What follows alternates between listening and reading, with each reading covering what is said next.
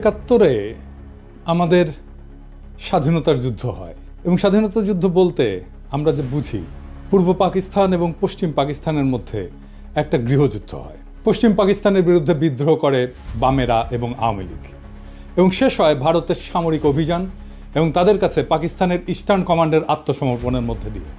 এই বিদ্রোহের নেপথ্যে আওয়ামী লীগ যেই মূল বয়ান তৈরি করছে সেটা হইতেছে পাকিস্তান সরকার পূর্ব বাংলার প্রতি অর্থনৈতিক বৈষম্য করছে এবং শোষণ করছে। এই বয়ানের মূল বক্তব্য হচ্ছে তারা বলতে চায় পূর্ব পাকিস্তান পাকিস্তানের মেজরিটি প্রদেশ, এখানে দেশের 56% জনগণ বাস করে, অথচ পাকিস্তান সরকারের রাজস্বের সিংহভাগ পশ্চিম পাকিস্তানে ব্যয় করে। সেই টাকার অধিকাংশ আসে পূর্ব পাকিস্তান থেকে। পূর্ব পাকিস্তানে কামানো এই টাকা দিয়ে পশ্চিম পাকিস্তানের শাসক গোষ্ঠী নিজেদের এলাকার ব্যাপক উন্নয়ন করে। রাজস্ব খাত, উন্নয়ন খাত, আমদানি, বৈদেশিক সাহায্য ইত্যাদিতে পশ্চিম পাকিস্তানে ব্যয় করা হতো 75 থেকে 80 ভাগ, আর পূর্ব পাকিস্তানের ভাগে পড়তো মাত্র 20 থেকে 25 ভাগ। এছাড়া পূর্ব পাকিস্তানের মানুষকে দৈনন্দিন দ্রব্য সামগ্রী, পণ্য সামগ্রী পশ্চিম পাকিস্তানের চাইতে বেশি দামে কেনা লাগতো, যা ছিল তৎকালীন শাসক গোষ্ঠীর এক ক্রূর পরিকল্পনা, যার মাধ্যমে এদেশের গরিব দুঃখী মানুষের রক্ত তারা চুষে নিত। দুই প্রদেশের মধ্যে মাথাপিছু আয়ের মধ্যে ছিল ব্যাপক বৈষম্য, যা হচ্ছে তাদের শোষণের পলিসি। এইসব ক্ষোভকে ঘুঁটা দিয়া আওয়ামী লীগ 70 সালের নির্বাচনে একটা বিখ্যাত পোস্টার ছাপায় সারা দেশে ব্যাপকভাবে বিলি করছিল। পোস্টারটার শিরোনাম ছিল সোনার বাংলা শ্মশান কেন। কি ছিল সেই পোস্টারে? সেই পোস্টারে দেখানো হয়েছে যে বৈষম্য। রাজস্ব খাতে বাংলাদেশ 1500 কোটি টাকা ব্যয় হয়, পশ্চিম পাকিস্তানে 5000 কোটি টাকা ব্যয় হয়। উন্নয়ন খাতে ব্যয় হয় বাংলাদেশে 3000 কোটি টাকা, পশ্চিম পাকিস্তানে 6000 কোটি টাকা। বৈদেশিক সাহায্য বাংলাদেশ শতকরা পায় 20 ভাগ, পশ্চিম পাকিস্তান পায় 80 ভাগ। বৈদেশিক দ্রব্য আমদানি বাংলাদেশে শতকরা 25 ভাগ, পশ্চিম পাকিস্তান 75 ভাগ। কেন্দ্রীয় সরকারের চাকরি বাংলাদেশের শতকরা 15 ভাগ আর পশ্চিম পাকিস্তানে 85 ভাগ। সামরিক বিভাগে চাকরি বাংলাদেশে শতকরা 10 ভাগ এবং পশ্চিম পাকিস্তানে 90 ভাগ। চাইলের দাম মন প্রতি বাংলাদেশে 50 টাকা আর পশ্চিম পাকিস্তানে 25 টাকা। আটা মন প্রতি বাংলাদেশে 30 টাকা, পশ্চিম পাকিস্তানে 15 টাকা। সরষের তেল বাংলাদেশে 5 টাকা, পশ্চিম পাকিস্তানে 2.5 টাকা। সোনার প্রতি ভরি বাংলাদেশে 170 টাকা, পশ্চিম পাকিস্তানে 135 টাকা। কি নিদারুণ বৈষম্য, তাই না? আসেন এটা আমরা খুলে দেখব, এটা আমরা বুঝে দেখব। 70 সালের নির্বাচনের সেই পোস্টারটা পরিকল্পনা করেন জনাব নুরুল ইসলাম এবং আঁকেন শিল্পী হাশেম খান। এই পোস্টারটা সারা দেশে ব্যাপক সাড়া ফেলে এবং এই পোস্টারটাই আওয়ামী লীগের স্বায়ত্তশাসনের বয়ানের ন্যায্যতার মূল ভিত্তি। আওয়ামী লীগ পাকিস্তানের বিরুদ্ধে তার বিদ্রোহকে জাস্টিফাই করার জন্য যত আর্গুমেন্ট হাজির করছে তার সব কিছুর মূলে হচ্ছে পাকিস্তানিদের অর্থনৈতিক শোষণ। এখনও এরা তাই বলে। প্রাইমারি স্কুলের পাঠ্যপুস্তকের মধ্যেও এই পোস্টারটাকে ঢুকানো হয়েছিল এবং প্রায় সকলের মনেই ছোটবেলা থেকেই এইরকম একটা বদ্ধমূল ধারণা যে পাকিস্তান 23 বছরে অর্থনৈতিক প্রবঞ্চনা বাঙালিদেরকে বাধ্য করছে মুজিবের 6 দফা আন্দোলনকে সমর্থন করতে। সেই 6 দফা ছিল বাঙালি জাতির মুক্তির সনদ। 6 দফার ভিতরে 3টা দফাই ছিল পাকিস্তান থেকে পূর্ব বাংলাকে অর্থনৈতিকভাবে বিচ্ছিন্ন করার দফা। 70-এর নির্বাচনে নিরঙ্কুশ সংখ্যাগরিষ্ঠতা অর্জন করে আওয়ামী লীগ এবং তার ফলশ্রুতি সবার জানা। 60-এর দশকের শেষ দিকে পূর্ব বাংলার পত্রপত্রিকা ঘাটলেও এই অর্থনৈতিক শোষণ এবং বৈষম্যের বয়ানটাই মূল থিম হিসেবে লক্ষ্য করা যায়। যে কোনো বাংলাদেশিকে যদি আজকে জিজ্ঞেস করা হয় যে পাকিস্তানের বিরুদ্ধে বিদ্রোহ করার প্রধান যৌক্তিকতা কি, সে উত্তর দেয় পাকিস্তানিদের অর্থনৈতিক শোষণ। এর মানে আওয়ামী লীগের তৈরি করা বয়ান একদম শেকড় গেড়ে বসছে এদেশের বুকে। কারণ আওয়ামী লীগ যে ভুয়া অর্থনৈতিক বয়ান তৈরিতে পারদর্শী তাই প্রজন্মকে চোখে আঙুল দিয়ে দেখায় দেওয়া লাগবে না। বিগত 15 বছরে আমাদের সবার একদম চোখের সামনে আওয়ামী লীগ পরিসংখ্যান নিয়ে ভয়ঙ্কর কারচুপি করে মহা উন্নয়নের এক বয়ান তৈরি করছে, যেখানে বাস্তবতা হচ্ছে দেশের সব ব্যাংক এবং আর্থিক খাতকে লুটপাট করে নিঃশেষ করে ফেলা। কিছুদিন আগে বাণিজ্য উপদেষ্টা বলছে যে সব মিথ্যা পরিসংখ্যান দেওয়া হতো জিডিপি সহ। এটা এমন না যে এখন বলা হচ্ছে, হাসিনার আমলেও পত্রিকা মিথ্যা পরিসংখ্যান নিয়ে লিখত। জিয়া হাসান একটা বই লিখছিল উন্নয়ন বিভ্রম নামে, কিভাবে মিথ্যা পরিসংখ্যান দিয়ে উন্নয়নের বয়ান তৈরি করা হতো। তাহলে সেই আওয়ামী লীগ 50 বছর আগের ঘটনাকে নিয়ে কি রকম কারচুপি করছে সেটা সহজে অনুমান করা যায়। আমরা অনুমান করব না, আমরা তথ্য দিয়ে দেখব। আমরা আজকে আওয়ামী লীগের এই বয়ানকে তৎকালীন বাস্তবতার আলোকে পরীক্ষা করে দেখব যে এই অভিশপ্ত দলটা সেখানেও কি রকম কারচুপি করছিল। তৎকালীন পাকিস্তানের আর্কাইভ ঘেঁটে আমরা যাবতীয় প্রাসঙ্গিক ডকুমেন্ট জোগাড় করছি এবং বলাই বাহুল্য আওয়ামী লীগ এবং তাদের পোষা অর্থনীতিবিদরা নুরুল ইসলাম, রেহমান সোবহান ভয়াবহ জালিয়াতি করছে এই পোস্টার তৈরি করতে এবং ম্যানিফেস্টো তৈরি করতে। সেই নিয়ে বিস্তারিত আলোচনার আগে এদের আসল চরিত্র এবং এদের উদ্দেশ্য সম্পর্কে একটু আলোকপাত করা দরকার। মেজর ডালিমের একটা বই, যা দেখেছি, যা বুঝেছি, যা করেছি, ওইখান থেকে বলতেছি। ভারতে থাকতে উনি বলতেছেন বিভিন্ন মহলে তখন ভবিষ্যৎ বাংলাদেশের রাষ্ট্রনীতি, অর্থনীতি, প্রশাসন প্রভৃতি বিষয়ে আলোচনার ঝড় বয়ে যাচ্ছে।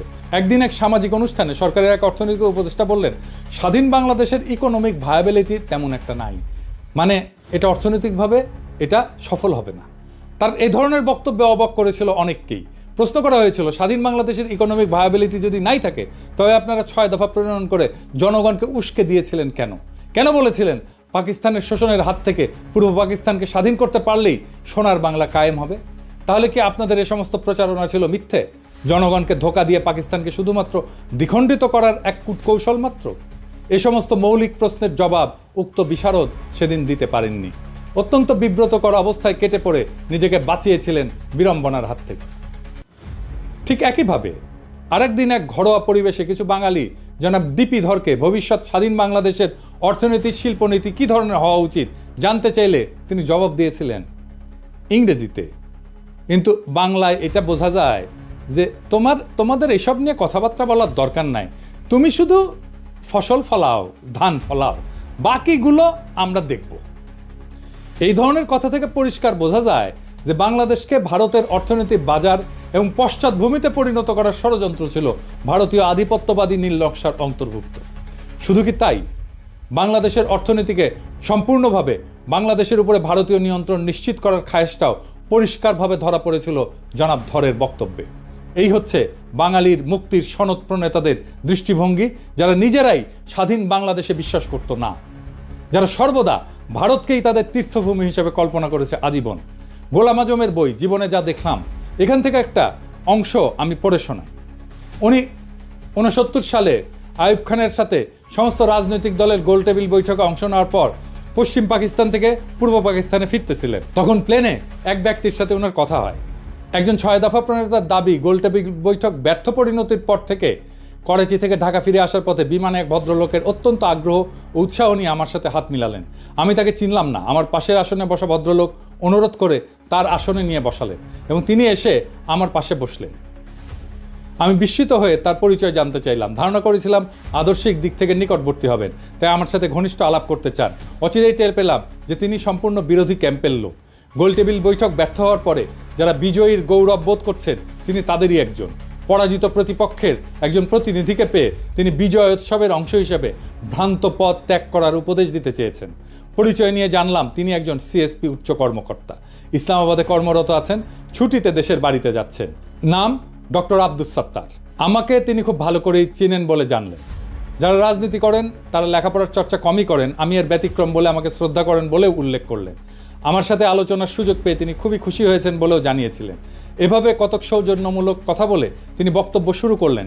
আপনারা 6 দফাকে সঠিকভাবে বিবেচনা করলেন না, এটাকে শেখ মুজিবের হঠকারী রাজনৈতিক প্রস্তাব মনে করে হয়তো এটার যথার্থ মূল্যায়ন করতে পারেননি। এটা শেখ মুজিবের মাধ্যমে পেশ করা হয়েছে বটে, কিন্তু এর প্রণেতা 18 জন পিএইচডি, এর মধ্যে বিভিন্ন বিশ্ববিদ্যালয়ের প্রফেসর এবং সরকারি বেসরকারি উচ্চপদস্থ ব্যক্তিত্ব রয়েছেন। এটা অত্যন্ত সুচিন্তিত এবং সুপরিকল্পিত ফর্মুলা, যা 8 কোটি বাঙালির ভাগ্যের দ্রুত পরিবর্তন করবে। আমি জিজ্ঞেস করলাম, ওই 18 জন পিএইচডির মধ্যে আপনি নিশ্চয়ই অন্যতম? তিনি জোশের সাথে দাবি করলেন যে তিনিও এই সংগঠকদের একজন। আমি জানতে চাইলাম, এই 18 জনের সবাই কি বাঙালি? তিনি আরও উৎসাহের সাথে বললেন যে তারা সবাই বাঙালি জাতীয়তার বিশ্বাসী। আমি জিজ্ঞেস করলাম যে আপনারা নিশ্চয়ই সুদূর প্রসারী পরিকল্পনার ভিত্তিতে এই 6 দফা প্রণয়ন করেছেন। উক্ত পরিকল্পনায় কি পূর্ব এবং পশ্চিম পাকিস্তানকে একটা রাষ্ট্র হিসেবে গড়ে তোলার চিন্তা রয়েছে? তিনি খুবই খোলা মনে জবাব দিলেন, আপনারা জনগণের ময়দানে কাজ করেন, আমরা তাদের সাথে কাজ করছি যারা দেশ চালাচ্ছে। পাঞ্জাবিরা আমাদের দাবিয়ে রাখতে চায়, তাদের থেকে আলাদা না হয়ে আমরা উন্নতি করতে পারবো না। আমাদের 2 অঞ্চলের মাঝখানে ভারত, এ অবস্থায় এক রাষ্ট্রের অন্তর্ভুক্ত থাকা অস্বাভাবিক। আমি বললাম, আমরা সংখ্যাগরিষ্ঠ, দেশ গণতন্ত্রের পথে এগুচ্ছে, আমরা কেন্দ্রীয় প্রাধান্য বিস্তার করব, আমরা কেন আলাদা হওয়ার কথা চিন্তা করব? তারা আলাদা হতে চাইলে দেখা যাবে। এর জবাবে তিনি এমন কথা বললেন যা শুনে আমি চমকে গেলাম। তিনি বললেন, বাঙালি জাতি হিসাবে আমাদেরকে চিন্তা করতে হবে 47 সালে বাঙালি জাতিকে বিভক্ত করায় আমরা জাতি হিসেবে দুর্বল হয়ে গেছি। বাঙালি জাতি ঐক্যবদ্ধ হলে গোটা উপমহাদেশে আমরা বিশাল মর্যাদার অধিকারী হতে পারবো। আমি জানতে চাইলাম, পশ্চিমবঙ্গের বাঙালিরা কি ভারত থেকে আলাদা হয়ে আমাদের সাথে মিলে আলাদা রাষ্ট্রে অন্তর্ভুক্ত হতে রাজি হবে? তিনি আস্থার সাথে বললেন, আলবৎ তারা প্রস্তুত হবে। তারা কলকাতাকে রাজধানী করতে চাইবে। বঙ্গদেশ বিভক্ত না হলে তো আমাদের পূর্ব পাকিস্তানের রাজধানী কলকাতাতেই থাকতো। ব্রিটিশ আমলেও কলকাতা বহু বছর ব্রিটিশ ভারতের রাজধানী ছিল। এখানে লক্ষণীয় যে উক্ত ব্যক্তি খালি 6 দফাতেই সন্তুষ্ট নন, উনি প্রত্যক্ষভাবে বাংলার সাথে যোগ দেওয়ার জন্যে উদ্গ্রীব এবং সেই জন্যে পূর্ব বাংলার রাজধানী ঢাকা থেকে কলকাতাতে সরাই দিতেও প্রস্তুত। ক্ষুদিরাম সূর্য সেনের মন্ত্রমুগ্ধ শিষ্য, 47 সালের পার্টিশনের ইতিহাস সম্পর্কে যাদের মিনিমাম পড়াশোনা আছে তাদের জানার কথা, কংগ্রেসের দাবির মুখে লর্ড মাউন্টব্যাটেন মুসলিম সংখ্যাগরিষ্ঠ প্রদেশ পাঞ্জাব এবং বাংলাকে পার্টিশন করার সিদ্ধান্ত নেন, যেটার পুরোটা পাকিস্তানে আসার কথা ছিল। কায়েদে আজম জিন্নাহ অনিচ্ছা সত্ত্বেও এই পার্টিশনের সিদ্ধান্তকে মেনে নেন, যেটা ছিল তার স্টেটসম্যানশিপের পরিচয়। জিন্নাহ এটা নিয়ে আফসোস করে পোকায় কাটা পাকিস্তান বলেছিলেন। মাউন্টব্যাটেন প্ল্যানের আগ পর্যন্ত কংগ্রেস, মুসলিম লীগ এবং ইংরেজ সরকারের মধ্যে যত আলোচনা হয়েছে তার মুখ্য টপিক ছিল নতুন সংবিধানে ব্রিটিশ ভারতের 11টি প্রদেশের মধ্যে কী রকম সম্পর্ক থাকবে স্বাধীনতার পর। 1946 সালের ক্যাবিনেট মিশনে পুরো ভারতকে অখণ্ড রেখে মুসলিম প্রধান প্রদেশগুলোকে ম্যাক্সিমাম অটোনমি দেওয়ার একটা প্রস্তাব সংবিধানে করা হয়, যেটাতে মুসলিম লীগ এবং কায়েদে আজম সম্মতি প্রদান করেন। কংগ্রেস এবং নেহরু সেই প্রস্তাব মানতে রাজি না থাকায় কায়েদে আজম এরপর পূর্ণ স্বাধীনতার দাবি করেন। মাউন্টব্যাটেন প্রস্তাবের আগ পর্যন্ত প্রদেশগুলোকে অখণ্ড রেখে কোন প্রদেশ ভারতে থাকবে আর কোনটা পাকিস্তানে যাবে সেটা নিয়ে নেগোসিয়েশন চালান।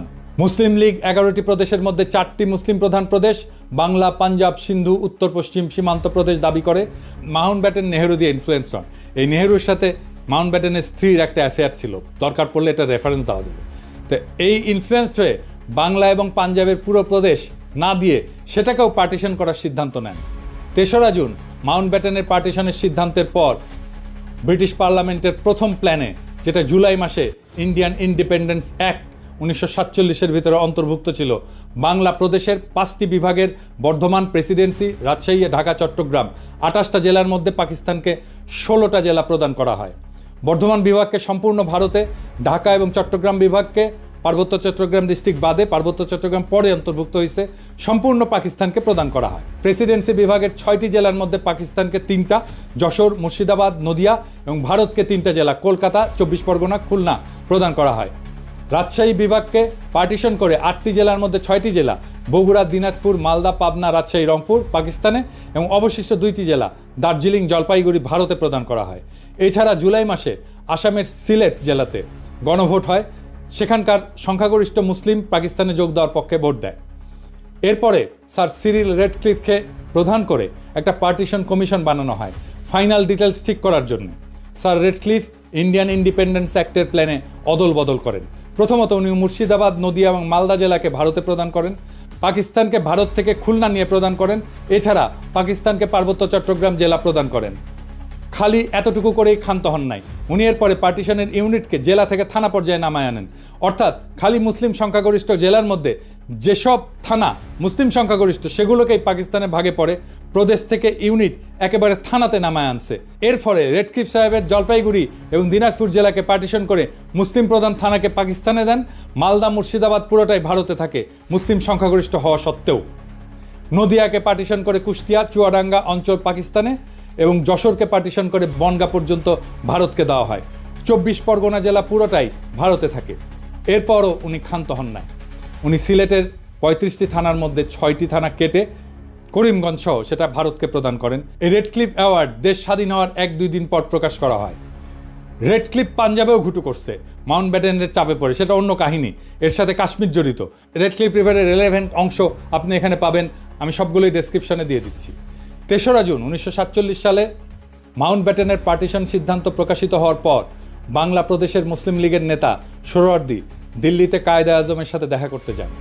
সোহরাওয়ার্দী এবং বাংলার মুসলিম লীগ ভেবেছিল পুরো বাংলা প্রদেশ পাকিস্তানে যাবে।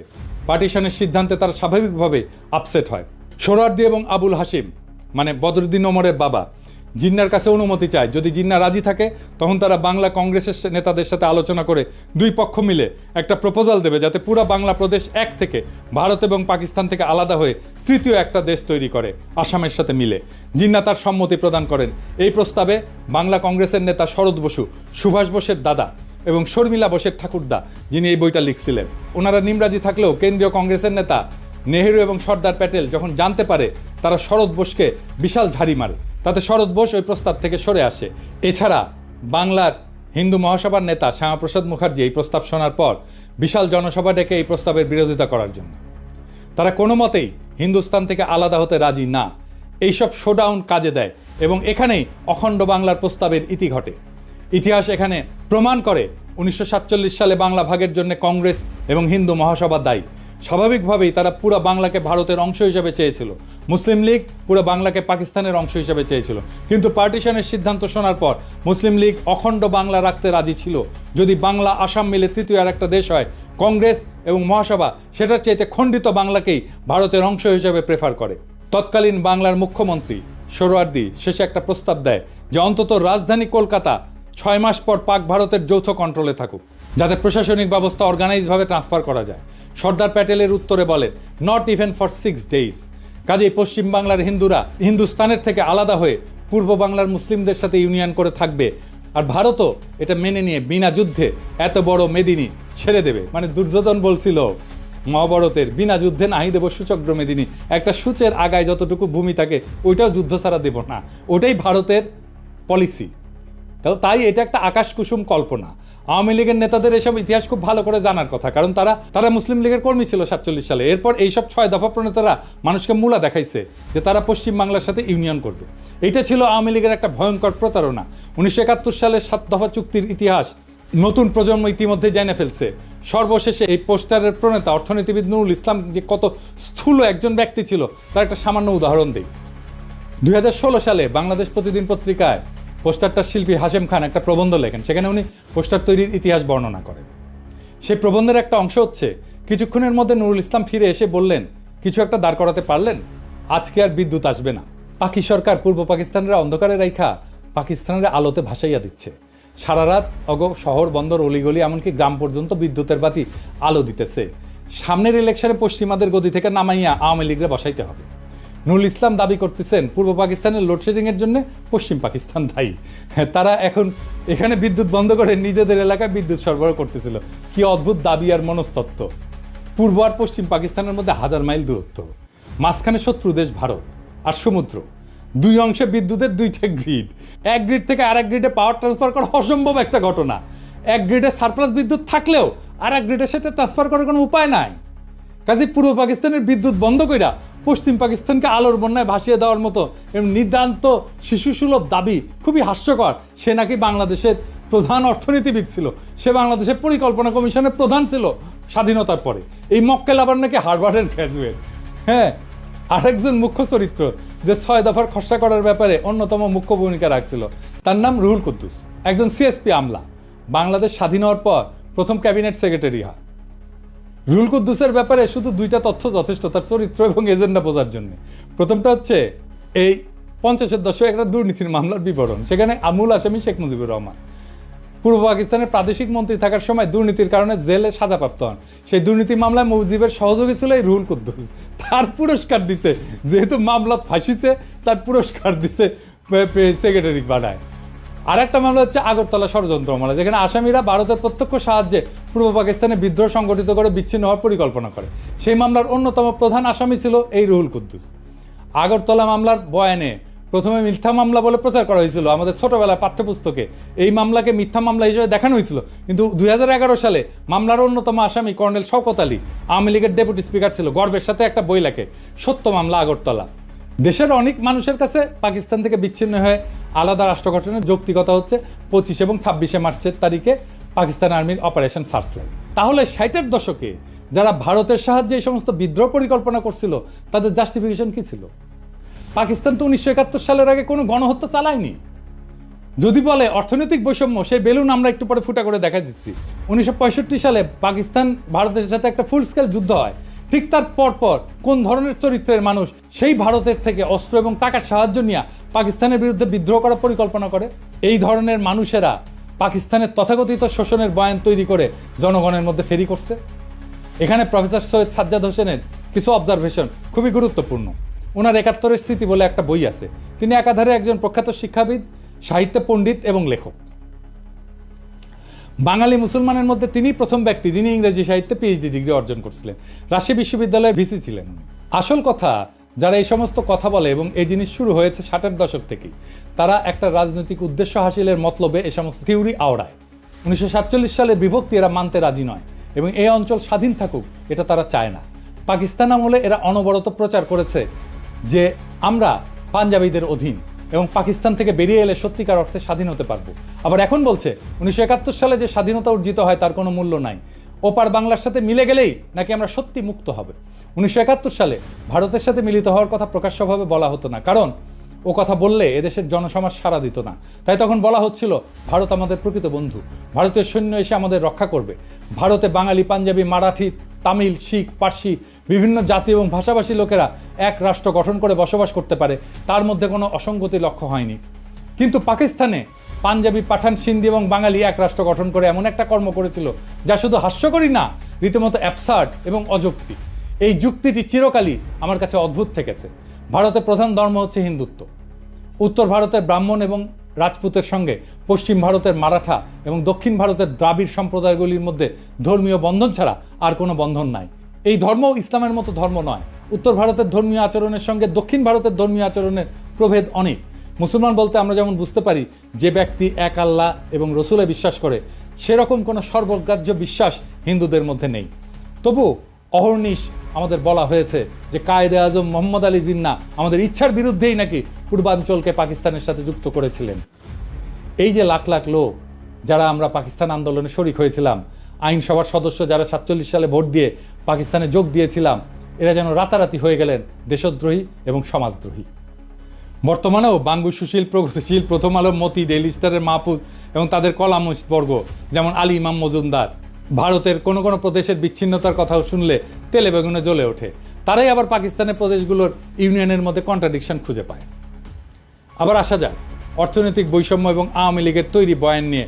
এই প্রসঙ্গে ডক্টর সাজ্জাদ হোসেন লিখছেন যে যখন আওয়ামী লীগ এরকম প্রচারণা চালাচ্ছিল যে পশ্চিম পাকিস্তানের পূর্ব পাকিস্তানে বৈষম্য করা হয়, এই যে সোনার বাংলা শ্মশান কেন এরকম একটা পোস্টার ছাপে, তাহলে পাকিস্তানের তরফ থেকে কেন এইটার প্রতিবাদ জানানো হয়নি বা প্রশ্নটা পরিষ্কার করা হয়নি? এর উত্তর দিছিল পশ্চিম পাকিস্তানের একজন আমলা যে এটা আমরা তৈরি করছিলাম, কিন্তু এইটা আমরা প্রকাশ করতে গেলে একজন বাঙালি অফিসার বলছিল এটা দিলে পূর্ব পাকিস্তানের লোকেরা আরও বিলা হয়ে যাবে, সেই জন্যে তাই নাকি এটা করতে দেওয়া হয়নি, বাধা দিছিল। ওনার বইয়ে এই অংশে এটা লেখা আছে।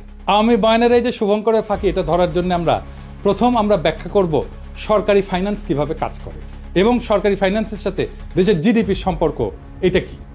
একটা দেশের জিডিপি হচ্ছে সেই দেশের মধ্যে অবস্থিত সমস্ত পণ্য, বস্তু, সার্ভিস বা সেবার এটার যোগফল।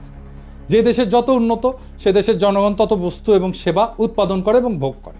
সরকারের মধ্যে থেকে একটা ভাগ কর হিসাবে আদায় করে, নিজের এজেন্ডা অনুযায়ী সেটা খরচ করে। আর একটা রাস্তা হচ্ছে সরকারের আছে, সেটা হচ্ছে আভ্যন্তরীণ এবং আন্তর্জাতিক সেক্টর থেকে লোন নেওয়া। এই লোনের ইনস্টলমেন্ট পরে সরকারকে করের টাকা থেকে শোধ করতে হয়।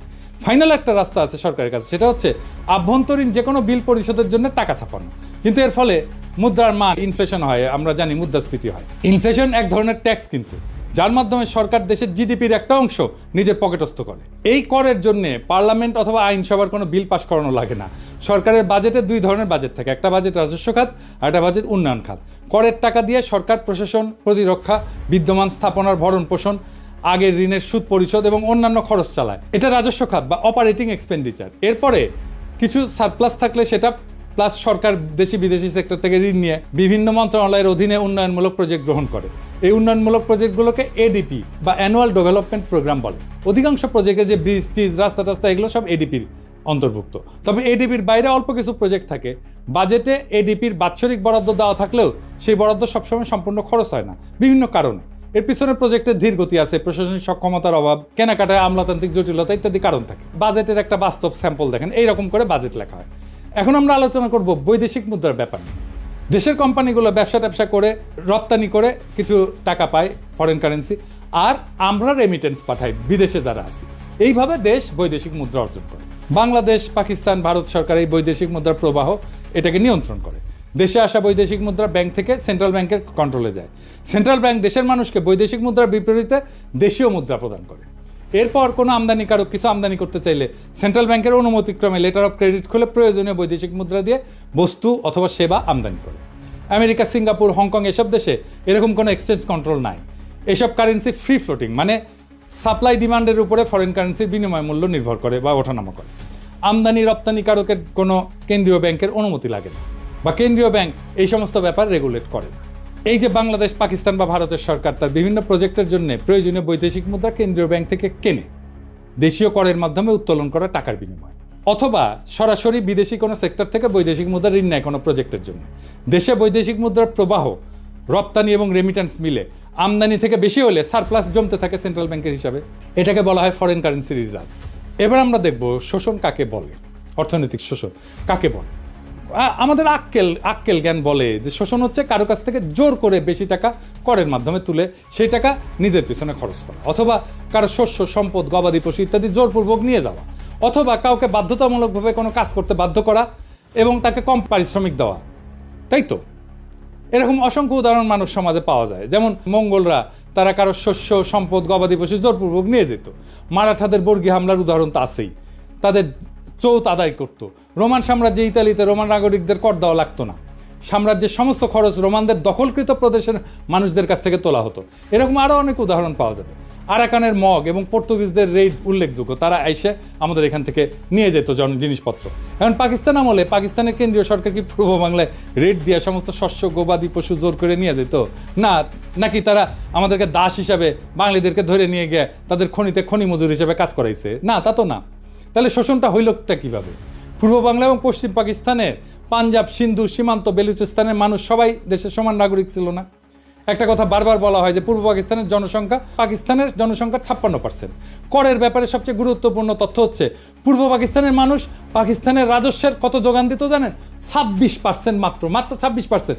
পশ্চিম পাকিস্তানের 44% মানুষ বাকি 74% যোগান দিত। এর বিপরীতে পূর্ব পাকিস্তান চতুর্থ পঞ্চবার্ষিক পরিকল্পনায় মোট সরকারি উন্নয়ন বরাদ্দের 60% বরাদ্দ পাইছিল, পশ্চিম পাকিস্তান পাইছিল 40%। ওদেরই তো বিদ্রোহ করার কথা। তৃতীয় পরিকল্পনায় পূর্ব পাকিস্তান পাইছিল 53%, পশ্চিম পাকিস্তানের বরাদ্দ ছিল 47%। দ্বিতীয় প্ল্যানে 63-64 সালে দুই প্রদেশের অনুপাত ছিল 50-50। একবার ব্যাপারটা ঠান্ডা মাথায় চিন্তা করে দেখেন তো, একটা প্রদেশ দেশের মোট রাজস্বের 26% যোগান দিয়ে বিপরীতে 53-60% উন্নয়ন বরাদ্দ পাচ্ছে, তাও আবার নিজেদের শোষিত বলে জোর গলায় দাবি তোলে। আরে ভাই, বাটপাড়ির তো একটা সীমা আছে, তাই না? আরে বাটপাড়ি কেউ ধরতে পারলো না। উল্টা আমরাই তো এক হিসেবে পাঞ্জাব, সিন্ধু প্রদেশকে শোষণ করছি। তারা জনসংখ্যার অনুপাতে কম হয়েও রাজস্ব করের অধিকাংশ যোগান দিছে এবং সেই যোগানের অধিকাংশ উন্নয়ন বরাদ্দ আমরা পাইছি। তারা তো এই ব্যাপারে নিয়ে একটা টু শব্দ পর্যন্ত করেনি। আরে বেটা, চামারের চামার, তুই বেশি টাকা নিলি আবার বলিস আমাদের শোষণ করিচ্ছে। পাকিস্তানে 1955 সাল থেকে 1975 সাল পর্যন্ত 20 বছরে সর্বমোট 4টা পঞ্চবার্ষিক পরিকল্পনা হয়, মানে 5 বছরের বাজেট করা হয়। সেই বাজেটের মূল কপি এবং প্রাসঙ্গিক পরিসংখ্যান বিশ্লেষণ করলে আওয়ামী লীগের অর্থনৈতিক বৈষম্যের বয়ানের বেলুন ফুটা হয়ে যায়। লীগের পোস্টার সম্পূর্ণ ভুয়া, মন গড়া, আন্দাজে বসানো সংখ্যা। একটা মজার ব্যাপার লক্ষ্য করলে দেখা যাবে পোস্টারতে অধিকাংশ সংখ্যা 2 দিয়া গুণ করে মিলাই দেওয়া হয়েছে। যেমন ধরেন, উন্নয়ন খাতে আমাদের 3000, ওদের 6000। শতকরা অনুপাতে খুব সুন্দর করে আমাদের ভাগে 10, 15, 20, 25 বসায় দেওয়া হয়েছে। দ্রব্যমূল্যের দাম চমৎকারভাবে আমাদের সব কিছুর দাম ঠিক দ্বিগুণ একটা সংখ্যা বসায় দেওয়া হয়েছে, তাই না? একটা বাচ্চাকে অঙ্ক কষতে দিলে সে অঙ্ক না পারলে উত্তরে যেরকম একটা সংখ্যা আন্দাজে মিলায় বসায় দেয়, ব্যাপারটা ঠিক সেই রকম। তবে এই পোস্টারের প্রস্তুতকারক আওয়ামী লীগের এক টাউট অধ্যাপক। বৈদেশিক সাহায্য ঋণ উন্নয়ন বাজেটের অংশ, কাজেই একটা এলাকার উন্নয়ন বরাদ্দ 50-60%, আর সেই প্রদেশের বৈদেশিক সাহায্য মাত্র 20%। এটা একমাত্র নুরুল ইসলামের মতো টাউট একটা অধ্যাপকের মস্তিষ্ক থেকে বাইর হবে। বৈদেশিক আমদানির হিসাব সম্পূর্ণ মন গড়া, কারণ একটা দেশের মাল করাচিতে আমদানি হচ্ছে নাকি চট্টগ্রামে আমদানি হচ্ছে সেটা কাস্টমস একবারই ঢুকে। এরপরে দেশের অভ্যন্তরে সেই মাল কোন প্রদেশ থেকে কোন প্রদেশে যাচ্ছে সেটা কোনো কাস্টমস হিসাব থাকে না। কাজে কোন প্রদেশ আমদানির কত শতাংশ কনজিউম করে সেটার কোনো আলাদা অ্যাকাউন্ট ছিল না, থাকা সম্ভব ছিল না সেই সময়। আমদানির 25-75% সংখ্যা সম্পূর্ণ কাল্পনিক। বৈদেশিক মুদ্রা কোন প্রদেশ কত আয় করে, ব্যয় করে, কনজিউম করে, একটা দেশের ভিতরে কোনো পরিসংখ্যান থাকে না। যেমনটা থাকে না জেলা ভিত্তিক হিসাব। এটা করতে হলে প্রত্যেক প্রদেশ প্রত্যেক জেলার নিজস্ব কেন্দ্রীয় ব্যাংক লাগবে, নিজস্ব ফরেন কারেন্সি অ্যাকাউন্ট লাগবে। এক্স্যাক্টলি এই জন্যে 6 দফার মধ্যে এই পয়েন্টটা ঢুকানো হয়েছিল। আওয়ামী লীগ নিজেও জানতো না এইসব হিসাব। তারা সম্পূর্ণ ভুয়া সংখ্যা ওরাইছে বিদ্রোহ জাস্টিফাই করার জন্য। প্ল্যানগুলোর মূল কপি এবং রেলেভেন্ট পরিসংখ্যান আমি ডেসক্রিপশনে দিয়ে দিচ্ছি। দ্বিতীয় এবং পঞ্চম পঞ্চবার্ষিক পরিকল্পনায় পূর্ব বাংলা 50%-এর কম উন্নয়ন বরাদ্দ পাইছে। তবে সর্বদা তাদের যোগান দেওয়া 25 থেকে 26% রাজস্ব থেকে বেশি বরাদ্দ পাইছে। দ্বিতীয় প্ল্যানে 26% করের বিপরীতে 39% বরাদ্দ পাকিস্তানের রাজস্ব কেন্দ্রীয় সরকার তুলে সেই বরাদ্দ প্রাদেশিক সরকারকে দিত। প্রাদেশিক সরকার বিভিন্ন প্রজেক্ট বাস্তবায়ন করত। প্রথম দুইটা প্ল্যানে বরাদ্দ 50%-এর কম দেওয়ার কারণ ছিল পূর্ব পাকিস্তানে প্রাদেশিক সরকারের সক্ষমতার অভাব। তারা বরাদ্দকৃত অর্থ দিয়ে সব প্রজেক্ট প্রকিউর করে কমপ্লিট করতে পারতো না। এখনও বাংলাদেশে কিন্তু এই উন্নয়ন বাজেটের অর্থ ফেরত যায়। এখনকার বাংলাদেশের এডিপি বাস্তবায়নের হার অনেক কম। আর প্রথম পরিকল্পনা যখন গ্রহণ করা হয় তখন কেন্দ্রের প্রধানমন্ত্রী ছিল আমাদের হোসেন শহীদ সোহরাওয়ার্দী, প্রাদেশিক সরকারও আওয়ামী লীগ আতাউর রহমানের নেতৃত্বে। এছাড়া পাকিস্তানের 47 সালে স্বাধীন হওয়ার পর থেকে 11 বছর পর 1958 সালে মার্শাল ল আসার আগ পর্যন্ত ক্ষমতাতে অধিকাংশ সময় বাংলাদেশের মানুষ ছিল, পূর্ব বাংলার মানুষ ছিল। প্রধানমন্ত্রী, প্রেসিডেন্ট, এমনকি গভর্নর জেনারেল হিসাবে 3 জন প্রধানমন্ত্রী, খাজা নাজিমুদ্দিন, মোহাম্মদ আলী বগুড়ার, ইনি লিয়াকতের পরে পাকিস্তানের দ্বিতীয় লংগেস্ট প্রধানমন্ত্রী ছিলেন। আওয়ামী বয়ান এদের নাম মুছে ফেলছে। হোসেন শহীদ সোহরাওয়ার্দী 11 বছর মধ্যে সর্বমোট 5 বছর প্রধানমন্ত্রী ছিলেন। প্রথম 4 বছর ছিলেন উত্তরপ্রদেশের মুয়াজ্জির লিয়াকত আলী খান। জিন্না মারা যাওয়ার পর গভর্নর জেনারেল হন আহসান মঞ্জিলের খাজা নাজিমুদ্দিন। পাকিস্তানের all powerful president Iskander Mirza, উনি তো বাংলার মানুষ। তার পূর্বপুরুষরা শত শত বছর ধরে বাংলার মুর্শিদাবাদে বসবাস করছিল, বাংলায় কথা বলতো। এদের নাম সময়কাল আওয়ামী লীগের বয়ানে সম্পূর্ণ মুছে ফেলা হয়েছে, যাতে তারা ষড়যন্ত্রমূলক বিদ্রোহ জাস্টিফাই করার জন্য দাবি করতে পারে পাকিস্তান বাঙালিদের কখনোই ক্ষমতায় যেতে দিবে না। এটা সম্পূর্ণ ভুয়া দাবি। বাঙালিরা ক্ষমতায় ছিল, কাজে পশ্চিম পাকিস্তানিদের ষড়যন্ত্র লজিক এখানে ধোপে টেকে না। বরং মার্শাল ল এবং আইয়ুব খান আসার পর পূর্ব বাংলার বরাদ্দ অনেক বাইরে যায়, 50% অতিক্রম করে। এটা ছাড়া পূর্ব পাকিস্তানের প্রাদেশিক সরকার প্রাইভেট ইনভেস্টমেন্ট এবং ব্যবসা বাণিজ্যকে সর্বদা নিরুৎসাহিত করছে। তারা ভ্রান্ত সমাজতান্ত্রিক মতাদর্শের কারণে অসংখ্য আমলাতান্ত্রিক লাল ফিতা তৈরি করে রাখছিল। এখানে কেন্দ্রীয় সরকারের কোনো হাত ছিল না। এই জন্যই দুই প্রদেশে পূর্ব এবং পশ্চিম পাকিস্তানের প্রাইভেট ইনভেস্টমেন্টের মধ্যে বিশাল পার্থক্য, যার জন্য সম্পূর্ণরূপে দায়ী হচ্ছে প্রাদেশিক সরকারের পলিসি, যারা সবসময় বাঙালি ছিল। মোদ্দা কথা, যেই বয়ানে বলা হয় পূর্ব পাকিস্তানের করের টাকায় পশ্চিম পাকিস্তানে বিলাসিতা করত, সম্পূর্ণ ভুয়া, ভ্রান্ত এবং উদ্দেশ্যমূলক একটা প্রচার। পূর্ব পাকিস্তানে বিশাল ডেফিসিট পূরণ করা হতো পশ্চিম পাকিস্তানের কর দিয়া। আর একটা পয়েন্ট যেটা 6 দফাতে অন্তর্ভুক্ত ছিল, এক প্রদেশ থেকে আরেক প্রদেশে মূলধন পাচার বন্ধ করতে হবে, কারণ নাকি বাংলার মূলধনে লাহোর আর করাচি গড়ে উঠছে। বাস্তব ঘটনা সম্পূর্ণ 180 ডিগ্রি উল্টা। পূর্ব বাংলার ডেফিসিট রাজ্য ছিল, এরা 26% কর দিয়ে 55% বরাদ্দ পেত, সর্বনিম্ন বরাদ্দ পেয়েছে 39%। বাস্তবে সিন্ধু পাঞ্জাবের মূলধনে পূর্ব বাংলার উন্নয়নে ব্যয় করা হয়েছে, কিন্তু তারা একবারও এটা নিয়ে আপত্তি তোলে নাই যে কেন তাদের করের টাকা দিয়ে পূর্ব বাংলাকে পালন করা হচ্ছে। আমরাই চোরের মায়ের বড় গলার মতো চিল্লাইছি। এই চার্টের দ্বিতীয় এবং তৃতীয় প্ল্যানে সরকারি খরচের হিসাব ইমপ্লিমেন্টেড, অ্যালোকেটেড না। তৃতীয় প্ল্যানে পূর্ব পাকিস্তানে অ্যালোকেটেড ছিল 16,000 মিলিয়ন রুপি, পশ্চিমে ছিল 14,000 মিলিয়ন রুপি। ইয়াহিয়া খান চতুর্থ প্ল্যানে পূর্ব পাকিস্তানের এত হাউকাউ দেখে পূর্ব পাকিস্তানের বরাদ্দ এক ধাক্কায় দ্বিগুণ করে মোট সরকারি বরাদ্দের 60% করে দেন। এইবারে আসেন মাথাপিছু আয়ের পরিসংখ্যান নিয়ে কথা বলি। আর একটা অভিযোগ তোলা হয়তো দুই অংশের মাথাপিছু আয়ের মধ্যে বৈষম্য ছিল। একটা দেশে বিভিন্ন জেলার মানুষের গড় আয়ের মধ্যে পার্থক্য থাকতেই পারে। বাংলাদেশে বিভিন্ন বিভাগের গড় আয় বিভিন্ন রকম, এর মধ্যে শোষণের কি আছে? তার উপরে পূর্ব পাকিস্তানের প্রাদেশিক সরকার প্রাইভেট সেক্টরকে লাল ফিতা দিয়ে আটকানোর ফলে স্বাভাবিকভাবে গড় আয় সিন্ধু পাঞ্জাবের থেকে কম হবে। এরপরেও পূর্ব পাকিস্তানের গড় আয় সীমান্ত প্রদেশ এবং বেলুচিস্তান থেকে বেশি ছিল। আইয়ুব খান, ইয়াহিয়া খান তো সীমান্ত প্রদেশের মানুষ ছিলেন। তারা কি তাহলে তাদের নিজেদের এলাকা শোষণ করে পূর্ব বাংলাকে তুলনামূলকভাবে বেশি মাথাপিছু আয়ের বরাদ্দ করে দিছিল? আরও বড় কথা, পূর্ব পাকিস্তানের গড় আয় ভারতের গড় আয়ের থেকে বেশি ছিল। যেই পূর্ব বাংলাকে লক্ষ্য করে 47-এর দেশভাগের সময় ইংরেজ গভর্নর স্যার ফ্রেডেরিক ব্যারেজ বলেছিল এটা হবে পৃথিবীর সবচেয়ে বড় চাষাদের বস্তি, রুরাল স্লাম। সেই পূর্ব বাংলা 20 বছরে ভারতের গড় আয়কে ছাড়ায় যায়। শিল্পায়নের দিক থেকে পশ্চিম বাংলার জুট মিলের সংখ্যাকে ক্রস করে। 47 সালে যেখানে পূর্ব বাংলায় একটা পাটকল ছিল না, 20 বছরে সেখানে 70টা জুট মিল হয়।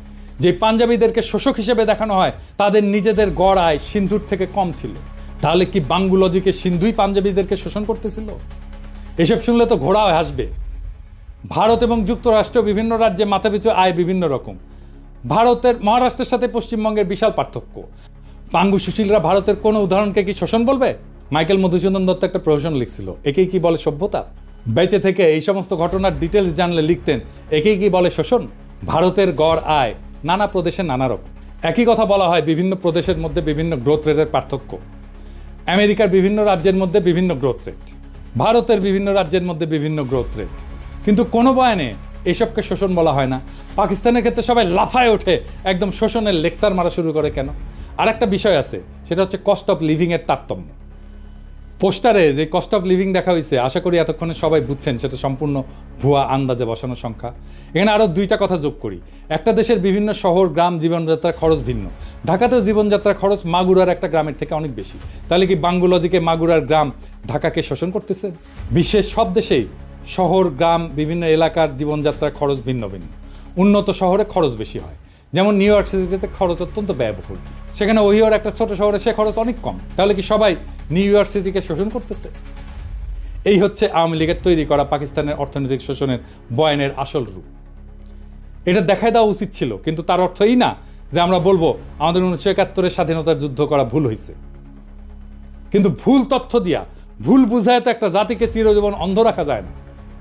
25শে মার্চের গণহত্যা একটা টার্নিং পয়েন্ট। ওই অবস্থা কেন কিভাবে তৈরি হয়েছিল সেটা আরেকদিন আলাপ হবে। সেই অন্ধকার ইতিহাস শুনলে আপনি শিউরে উঠবেন যে কি ভয়ানক পরিকল্পনা করে এমন একটা সম্ভাবনার দিকে ঠেলে দেওয়া হয়েছিল একটা পুরো জাতিকে। সেই ইতিহাস আরেকদিন। বাংলাদেশের ইতিহাস শুধু বিজয়ের গল্প না, বরং সত্য আর মিথ্যার একটা দীর্ঘ সংগ্রাম।